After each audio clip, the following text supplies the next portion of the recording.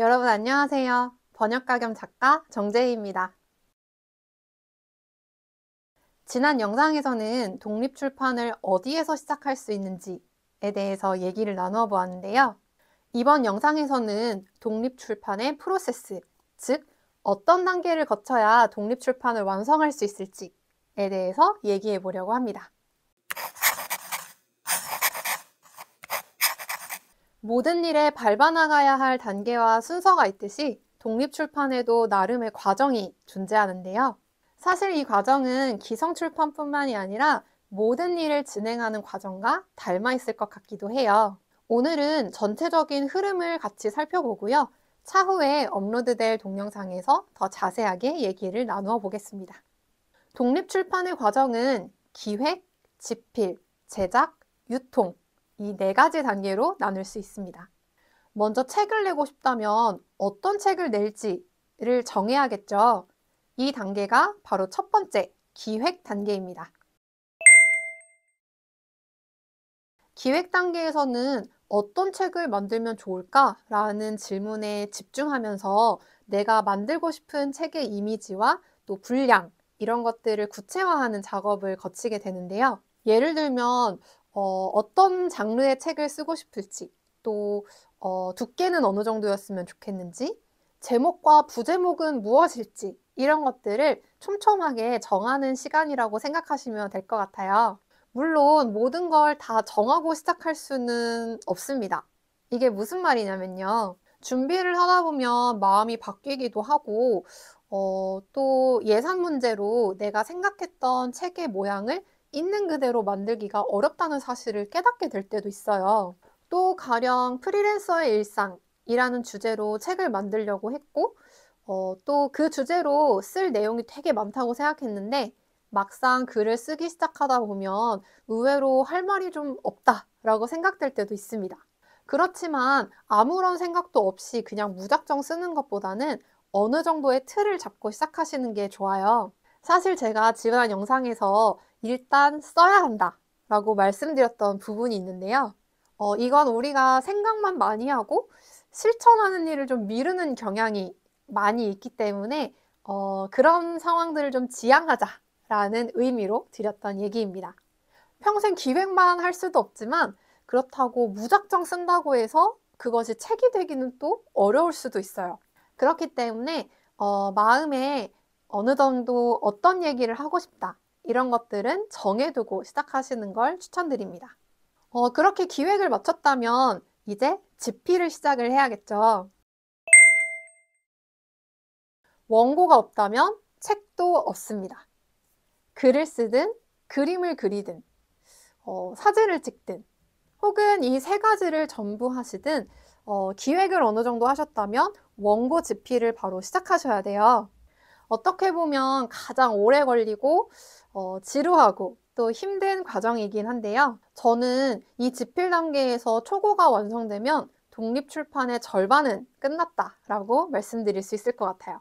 그만큼 중요한 단계라고도 볼 수 있는데요.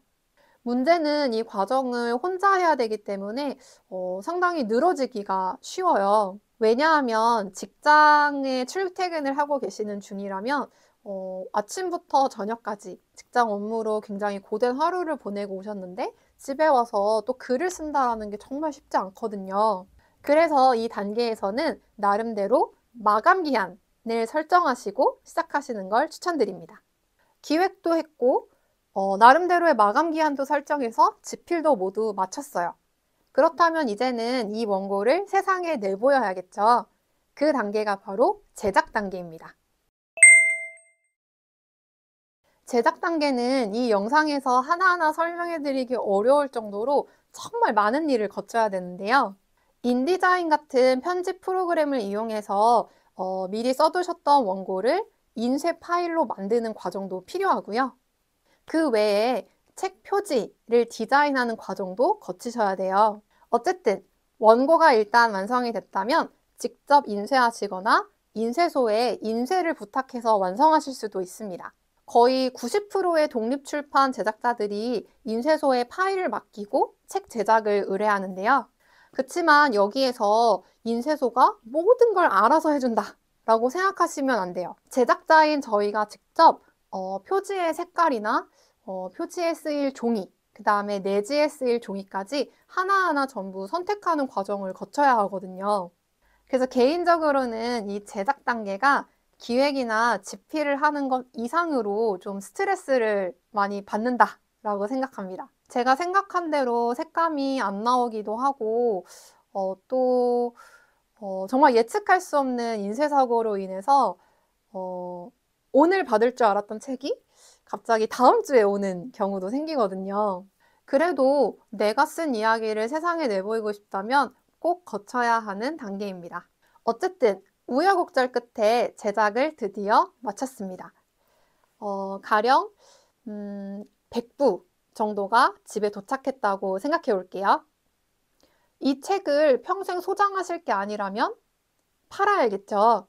마지막 단계는 바로 유통 단계입니다. 가장 흔하고 또 좋은 방법은 서점에 입고 요청을 하시는 거예요. 인스타그램에 독립서점 계정을 확인해 보시면 보통 입고 문의를 받으시는 이메일 주소를 따로 지정을 해 두셨을 거예요. 이런 이메일 주소로 직접 연락해 보실 수도 있고요.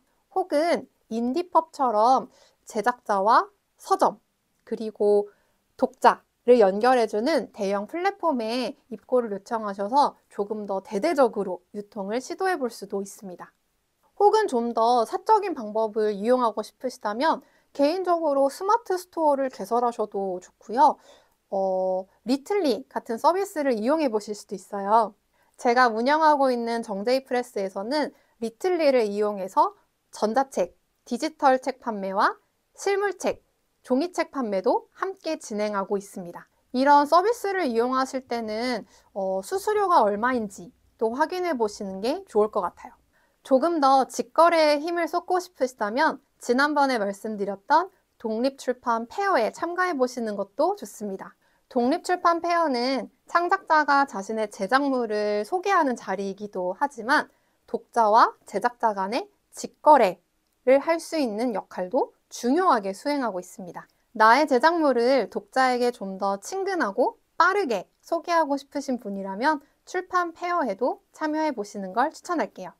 여기에 한 가지 더 덧붙이자면 유통 다음에 바로 홍보 단계가 있습니다.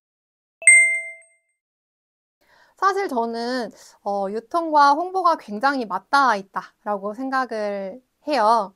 왜냐하면 가령 서점에 내 책을 유통시켜서 사람들에게 보여주는 일도 사실은 홍보의 일종이잖아요. 그래서 이 두 가지를 따로 생각할 수도 있고 조금 결이 비슷하다라고도 볼 수 있을 것 같은데요. 그래도 마케팅은 참 해도 해도 어려운 것 같습니다.